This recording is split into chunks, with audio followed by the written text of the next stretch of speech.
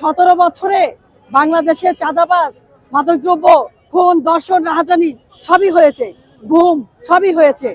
এখন আমরা 17 বছর পরে যেহেতু ক্ষমতায় এসেছি, আমার পিএম এবং আমাদের দলের হাইকমান্ড তারা মাদকদ্রব্য এবং চাঁদাবাজ কখনোই প্রশ্রয় দিবে না।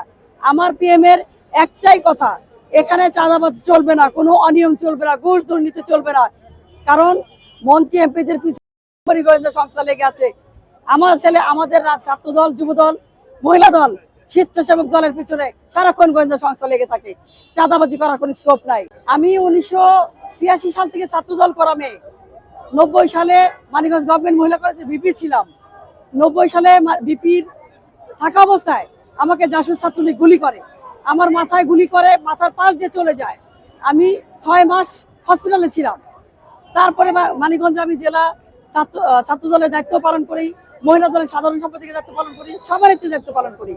তারপর আমি ঢাকায় আসি, কেন্দ্রীয় মহিলা কমিটির দায়িত্ব সদস্য এবং ঢাকা মহানগরের দায়িত্ব পালন করি। পাশাপাশি আমি বাংলাদেশ সুপ্রিম কোর্টের রাজনীতি করি।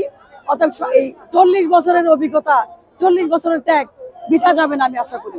আমি যদি পার্লামেন্টের জন্য আমাকে যদি দলের হাইকমান্ড, আমার পিএম তারা যদি আমাকে নির্বাচিত করেন, তাহলে আমি আমার একটাই উদ্দেশ্য, সেটা হলো বাংলাদেশের যত নির্যাতিত নিপীড়িত মহিলা আছে, নিপীড়িত শিশু আছে, পথ শিশু আছে, মাদকদ্রব্য আছে, এই নির্বাচিত নারীদের নিয়ে আমি কাজ করব, নিপীড়িত অবহেলিত মেয়েদেরকে নিয়ে আমি কাজ করব এবং পথ শিশুদের নিয়ে কাজ করব, মাদকদ্রব্য নিয়ন্ত্রণ নিয়ে কাজ করব।